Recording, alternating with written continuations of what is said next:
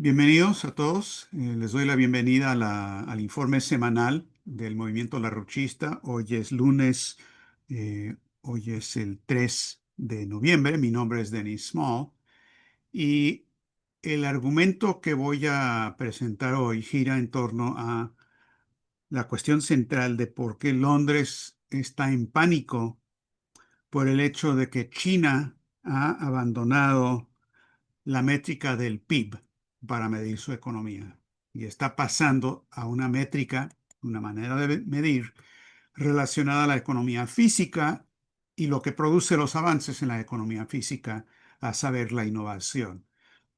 Ahora, la razón por la que esto no es simplemente una curiosidad, sino un asunto estratégico, es lo que quiero elaborar en la discusión de hoy. Primero, hay que señalar que hay avances muy significativos en las actividades y la dirección de lo que ocurre con los países del sur global o la mayoría global. Todo lo que es el nuevo orden económico internacional, la iniciativa de la Franja y la Ruta y demás, eso está avanzando. Eh, y en parte esto se debe al hecho de que Londres y Wall Street no pueden, no han podido ni con Rusia ni con China en un par de aspectos fundamentales. En la cuestión de Rusia tiene que ver con el hecho de que en respuesta a las provocaciones de la OTAN, Rusia ha seguido con los anuncios de armas basadas en nuevos principios físicos, como lo son el caso del Burevestnik, el Poseidón y el Oreshnik que habían anunciado anteriormente. Y esto ha creado una situación donde Londres y Washington no tienen las maneras de responder a esto que funcionen.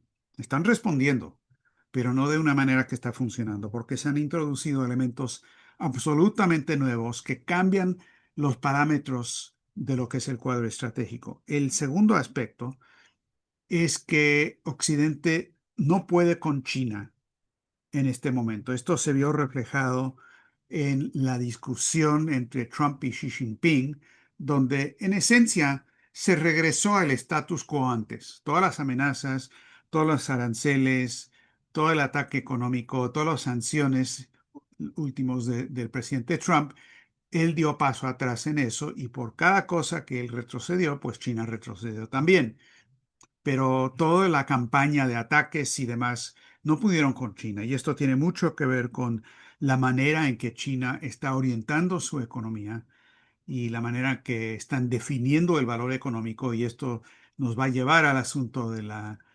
medición, la métrica que es el Producto Interno Bruto, que han rechazado plenamente. Ahora, sin embargo, el hecho de que no se está pudiendo, en términos de simplemente utilizar la fuerza y las amenazas y el método Leviatán eh, de Trump en estas circunstancias en particular, no significa que la cosa anda bien y que todo está resuelto. Todo lo contrario, tenemos una situación en realidad más alarmante que antes por ese mismo hecho. Tenemos una situación donde la posible guerra con Venezuela está por ocurrir en cualquier momento. Lo último de hace 6 horas, 7 horas es que Trump dijo que piensa que probablemente Estados Unidos no va a lanzar una guerra en contra de Venezuela. Pero eso obviamente no significa nada, como los iraníes nos pueden contar perfectamente bien. Se están juntando fuerzas militares con una fuerza realmente abrumadora en el Caribe. Tienen ante eso las declaraciones de Rusia y de China y el apoyo que le están dando a Venezuela en ese sentido, pero de ninguna manera pienso que ni Rusia ni China van a entrar militarmente para defender a Venezuela. Quizás algunos aspectos de inteligencia, quizás algunas cosas, el respaldo político muy importante, es muy significativo, pero no vamos a ver ese tipo de enfrentamiento en Venezuela que no vimos en Siria y tampoco vimos en Irán. pero en todo caso esto se está decidiendo en un nivel superior a las meras maniobras militares.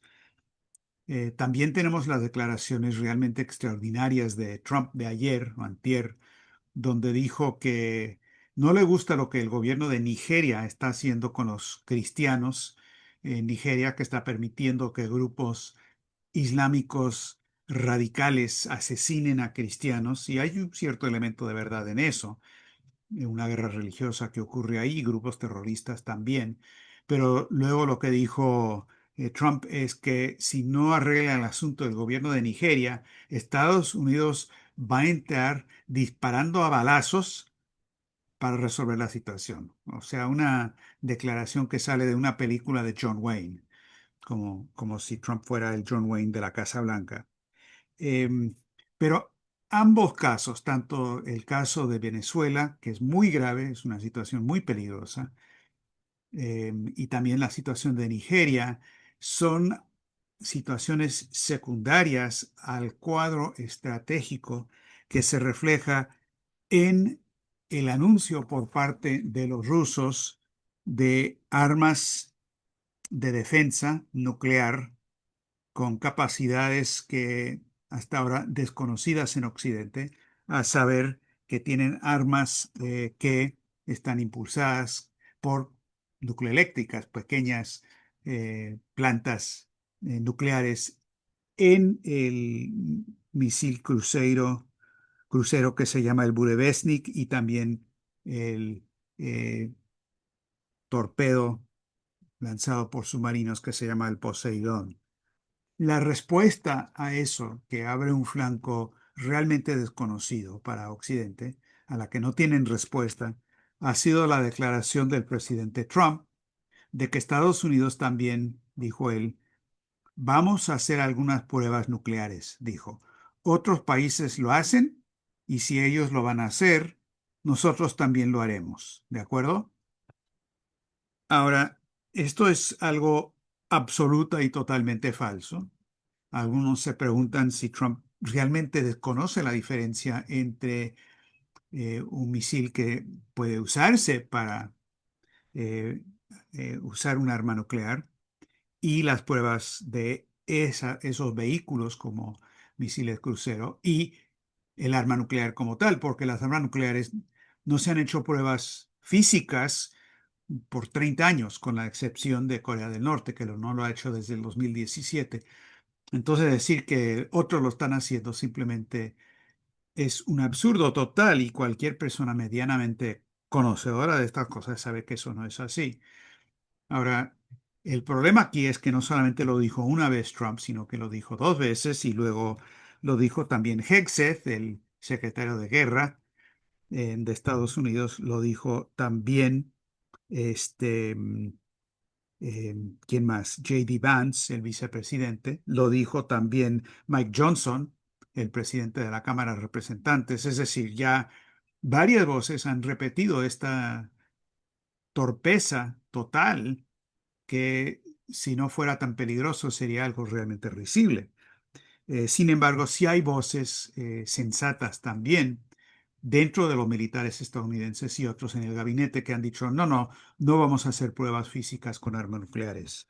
El propio contraalmirante Corelli, que es el que ha sido nominado para ser jefe del Estado Mayor Conjunto, en testimonio ante el Congreso, dijo, no, no, nadie más ha hecho pruebas con armas nucleares. Entonces, pero el anuncio de esto da una idea de que hay una desconexión total entre lo que está ocurriendo y la capacidad de respuesta simplemente racional, aunque sea con una política mala, pero racional en Occidente, en Londres y Washington en particular. Ahora, en todo este cuadro, que es tan nuevo, con una descomposición en muchos sentidos, estamos entrando a lo que se podría considerar como una nueva fase donde se están demostrando lo que parecen ser nuevas leyes de causalidad en el mundo político y estratégico. A lo que voy es, por ejemplo, la manera en que el anuncio de que Rusia y Estados Unidos podrían colaborar en el estrecho de Bering, que es una idea propuesta por LaRouche y otros antes, tiene un efecto causal en el mundo estratégico que muchos que piensan que las cosas ocurren de manera simplemente cinética entre bolas de billar en el mundo estratégico, eh, desconocen.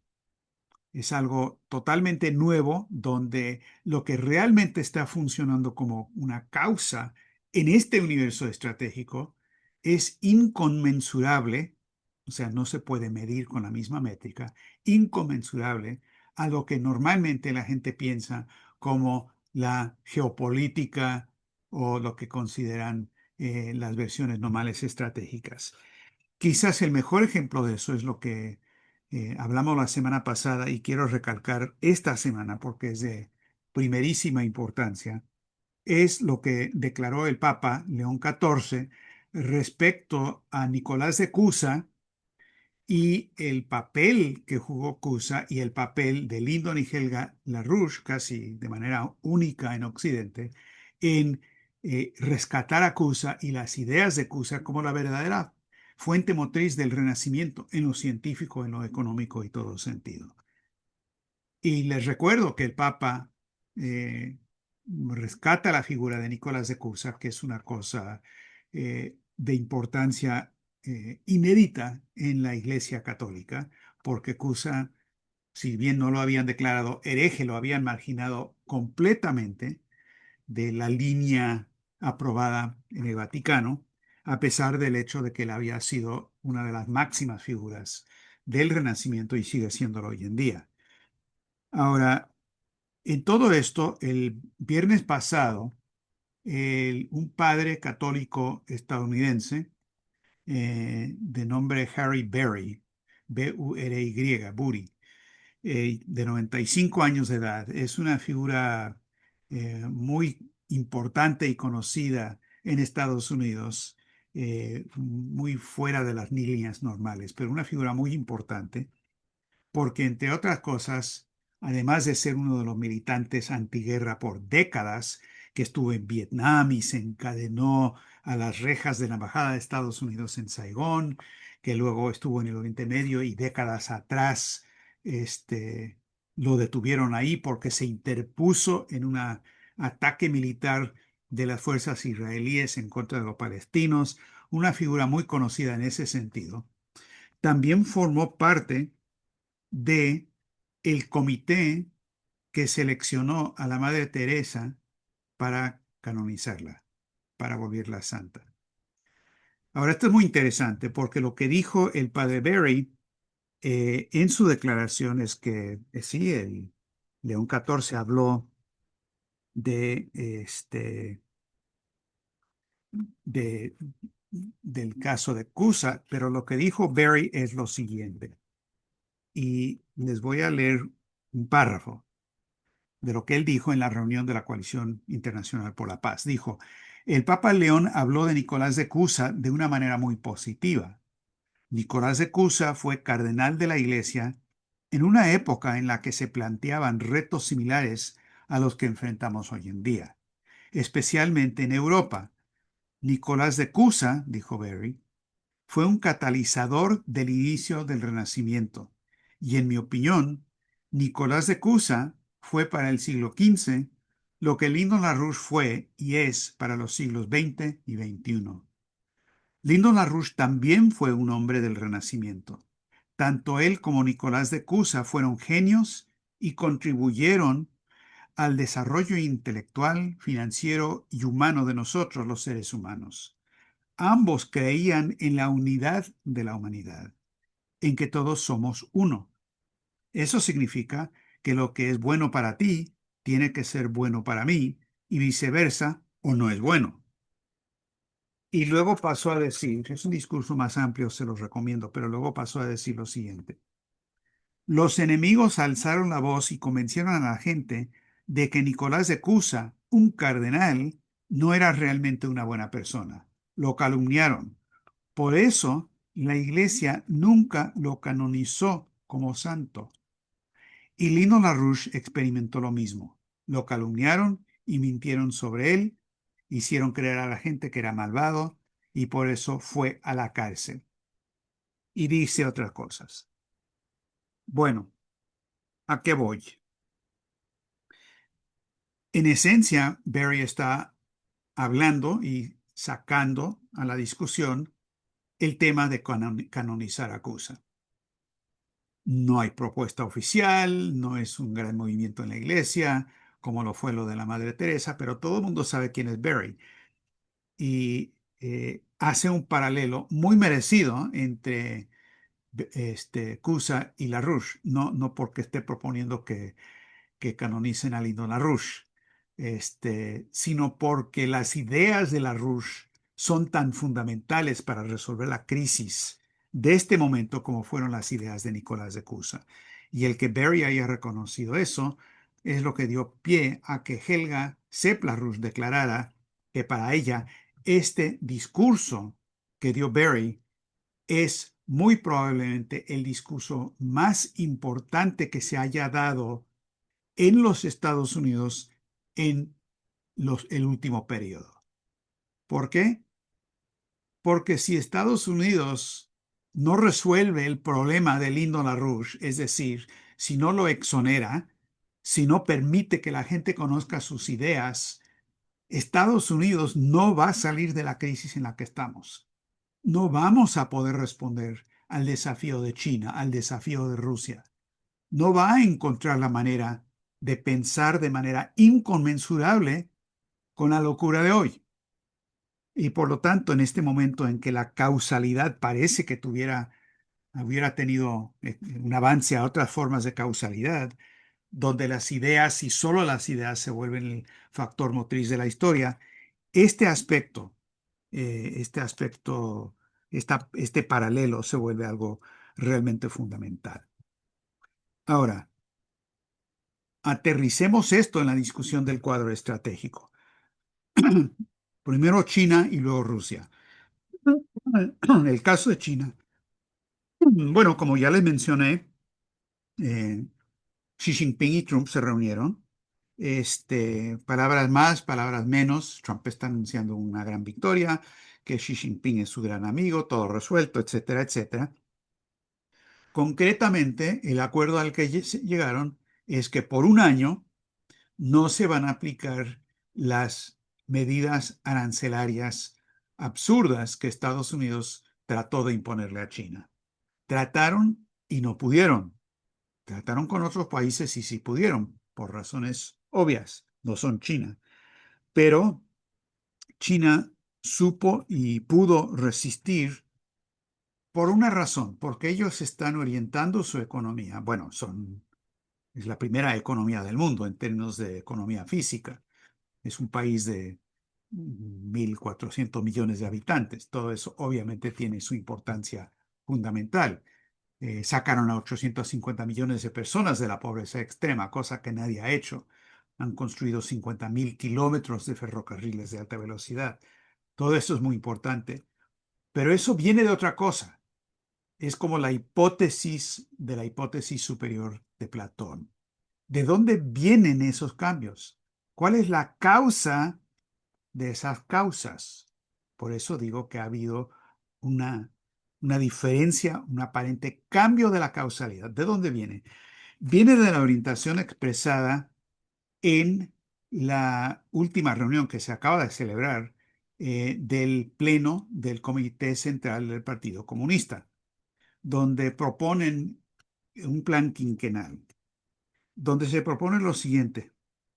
Dicen que hay que mejorar el sistema actual, que se tienen que adoptar medidas no convencionales para impulsar avances decisivos en tecnologías básicas, en cadenas completas en campos clave, tales como circuitos integrados, máquinas herramienta industriales, equipos sofisticados, software básico, materiales avanzados y biofabricación.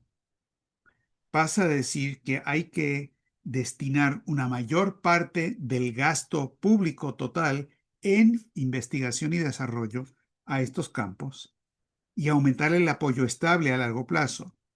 Debemos hacer mayor hincapié en la innovación original en la investigación científica y el desarrollo tecnológico, y crear un entorno óptimo para la innovación original y disruptiva con el fin de producir un gran número de avances originales y trascendentales.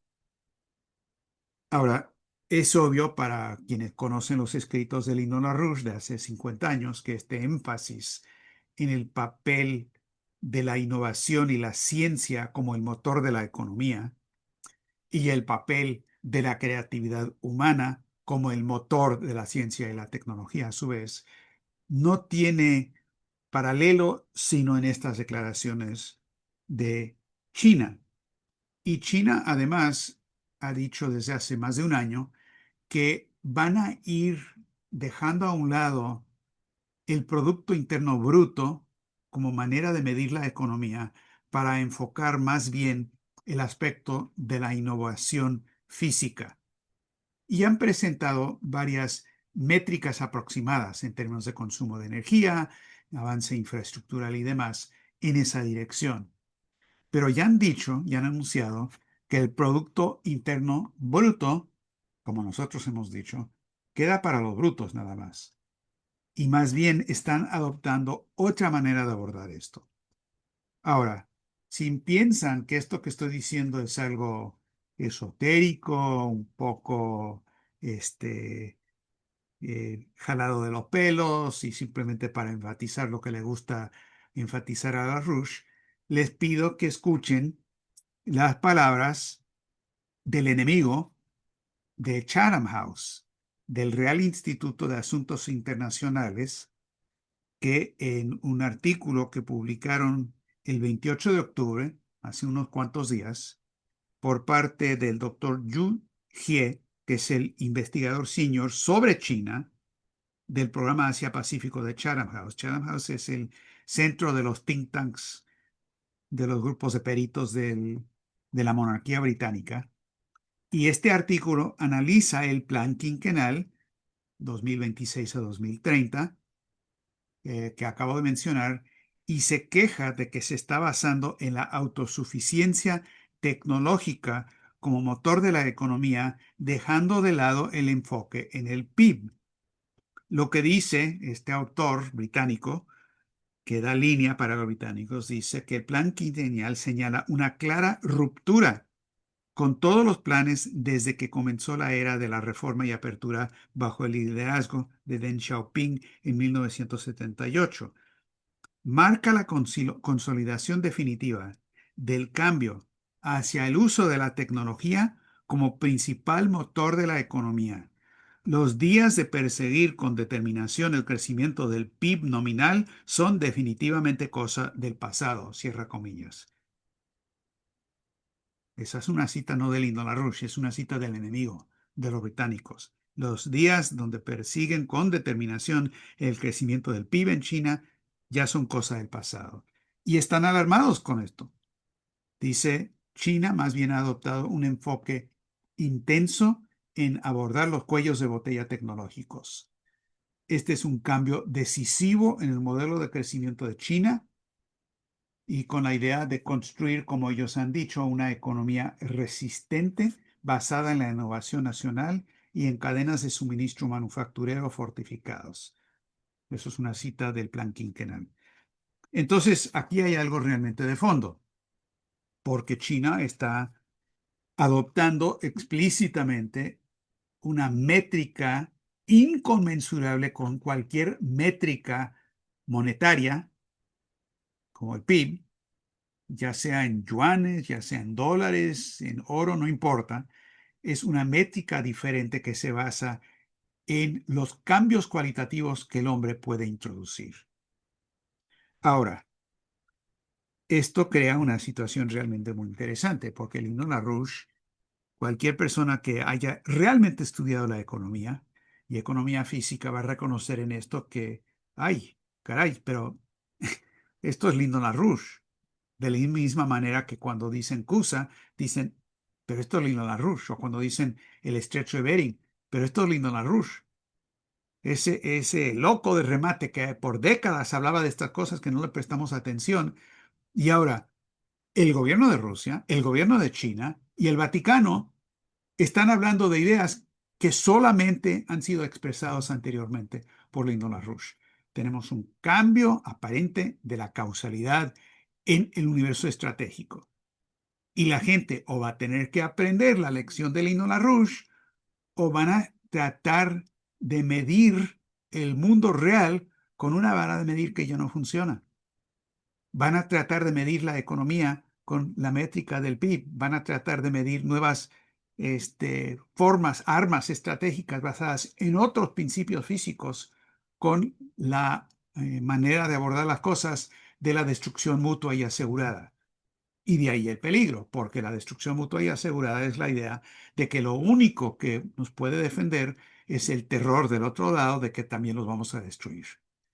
Entonces esto está requiriendo un cambio total hacia una orientación de la supervivencia mutua y asegurada, que no es simplemente una negociación de un dando y dando, sino una solución basada en la coincidencia de opuestos de Nicolás de Cusa para encontrar una solución con una nueva arquitectura de seguridad y desarrollo que defienda los intereses directos de todos y que tiene que haber una nueva manera de organizar el mundo donde todos esos intereses aparentemente opuestos coincidan, la coincidencia de opuestos. Entonces, ese es eso es lo que está detrás de esto. Luego podemos platicar más sobre por qué Lyndon LaRouche rechazó por completo la idea del PIB como una manera de medir la economía. Pero ahora veamos lo que pasa en Rusia, porque esto del anuncio que hicieron eh, primero del Oreshnik hace algunos meses y ahora esta semana del Burevestnik y el Poseidón, donde lo que tienen son armas propulsados por pequeños reactores nucleares. Esto cambia totalmente la ecuación estratégica. María Zaharova, al hablar de esto, dijo, bueno, lo que pasa con estas dos armas, el Burevestnik y el Poseidón, dijo, primero, su desarrollo fue forzado y tiene lugar para mantener un equilibrio estratégico, porque no paran de agredir a Rusia. Y luego varios expertos militares rusos, como por ejemplo un tal Yevgeny Mikhailov, que escribe un artículo en Sputnik, dice, muchos expertos internacionales habían afirmado anteriormente que era imposible construir un arma como esa en un futuro próximo, pero ya se construyó. Lo que hace que el Poseidón sea único es que representa una generación completamente nueva de armamento estratégico, impulsado por un reactor nuclear, puede operar a gran profundidad de forma indefinida y llegar prácticamente a cualquier punto de los océanos del mundo. Y luego el periódico Sputnik explica que eso hace que el Poseidón sea casi invulnerable a los sistemas de defensa antimisiles existentes y ambos sistemas nuevos han cambiado definitivamente el equilibrio de poder existente. Eh, Igor Korochetnik, el director de la revista Defensa Nacional, un experto ruso, dijo, lo que pasa es que ambas nuevas armas tienen un alcance prácticamente ilimitado por son impulsados por o propulsados por un pequeño reactor nuclear. Dicen tiene un alcance prácticamente ilimitado, lo que les permite lanzar ataques a lo largo de trayectorias que pasan por los polos norte y sur. Y esto quiere decir que Rusia tiene capacidades cualitativamente nuevas que anularán en gran medida el sistema de defensa antimisiles global promocionado por Trump como la cúpula dorada. Entonces estamos ante algo eh, inconmensurable, totalmente nuevo. Y si la respuesta por parte de Occidente es simplemente acelerar las contradicciones, seguir por el mismo camino de decir, bueno, si ellos nos amenazan con más armas nucleares, vamos a amenazarlos a ellos todavía más. y echar a andar el motor todavía más fuerte, acelerarlo todavía dentro del concepto de la destrucción mutua y asegurada, como es lo que está haciendo Trump en este momento. Eso tiene solamente una conclusión y un fin, donde nadie gana, y es la guerra termonuclear. El salto a un sistema de destrucción mutuamente asegurada, tipo Tratado de Westfalia, tipo nueva arquitectura de seguridad y desarrollo, tipo coincidencia de opuestos, se vuelve la cuestión práctica más urgente en el mundo actual, que por supuesto es lo que Lyndon LaRouche había dicho desde hace mucho tiempo, que lo que él estaba tratando de enseñar respecto a metodología siempre ha sido la verdad ontológica del universo físico, pero que solamente se iba a llegar a conocer directamente como algo que se expresa de manera tangible, visible en el mundo político, cuando lleguemos a un punto decisivo, a una encrucijada de un momento absolutamente decisivo. Es como la idea de la creatividad del ser humano como el factor clave de la economía. Bueno, eso lo planteó desde Platón, pero hasta que el Renacimiento introdujo eso para que se volviera algo que se expresaba en el mundo conocido para la gente, visible para la población, hasta ese momento no se volvió algo que era comprensible para la mayoría de la gente. Hoy estamos en una situación donde solas las ideas de Nicolás de Cusa o de Lyndon LaRouche van a funcionar en este mundo. Y esas son las decisiones que, por lo tanto, el mundo tiene por delante. En el caso de Venezuela, quiero regresar a eso por un momento porque de lo que se trata, como lo hemos dicho nosotros, no tiene que ver con el petróleo, no tiene que ver con el gobierno de Maduro, no tiene nada que ver con el narcotráfico, tiene que ver con tratar de asestar un golpe en contra de Rusia y China en el ámbito estratégico. Y el coronel Douglas McGregor, muy opositor a la política actual de Trump, en una entrevista reciente dijo que había hablado con personas de importancia en Washington, no los que toman las decisiones en el nivel inmediatamente debajo de eso, es decir, supongo subsecretarios de Estado y demás. Ellos le explicaron que el objetivo de atacar a Venezuela no tiene nada que ver con las drogas o el petróleo, sino con, entre comillas, dar vuelta al tablero de ajedrez contra Rusia y China. Y McGregor dijo que ellos le dijeron a él, no entienden, al entrar en Venezuela estamos enviando un mensaje muy contundente porque Rusia y China han intentado reforzar y cultivar su apoyo allí y les estamos diciendo que no pueden hacerlo. Estamos cambiando las reglas del juego. Bueno, cambiándolas en la dirección de una confrontación nuclear, si es que esto sigue en esa dirección. Para terminar con lo que está impulsando todo esto y creando todo esta crisis es la desintegración del sistema financiero y económico. En las últimas 2 semanas hemos pasado a un modo de rescate, de salvataje pretendido del sistema en descomposición. La Reserva Federal de Estados Unidos ya paró la contracción cuantitativa, donde estaban tratando de contraer la emisión cuantitativa para controlar la hiperinflación. Eso ya paró y estamos entrando de nuevo a la era de la emisión cuantitativa, la era de reducir las tasas de interés. Y lo que pasó esta última semana, la emisión por parte de la Reserva Federal de unos 50.000 millones de dólares de repos, de recompras para darle al sistema bancario un rescate urgentemente necesario de liquidez por una crisis inmediata. No sabemos qué o cómo y por qué. Esas cosas se saben solamente después cuando los bancos anuncian que están en quiebra. Pero el hecho de que tuvieron que hacer eso combinado con lo que está ocurriendo y el cierre del gobierno federal de Estados Unidos que les ha servido para recortes drásticos de la economía física, del sector estatal y otras cosas, eh, son indicaciones de lo que está ocurriendo.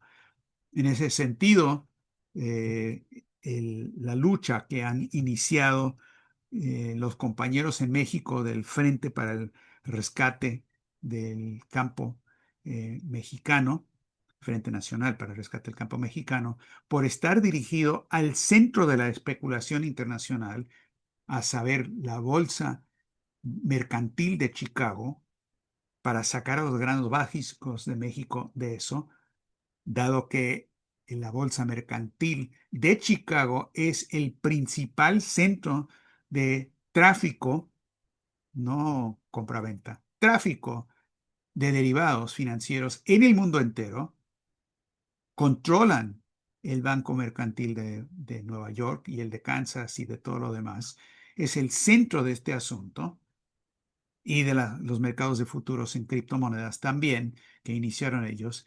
Al lanzar un ataque en contra de eso, con una táctica muy razonable y en defensa del campo mexicano, han abierto una batalla que está en el interés no solamente de todos los mexicanos, sino de todos los países, porque han entrado a la cueva del diablo y le han dado un jalón de orejas. Y nos toca a todos, por lo tanto, movilizarnos en defensa de eso, porque ese diablo, el sistema financiero internacional, es el enemigo común que todos tenemos.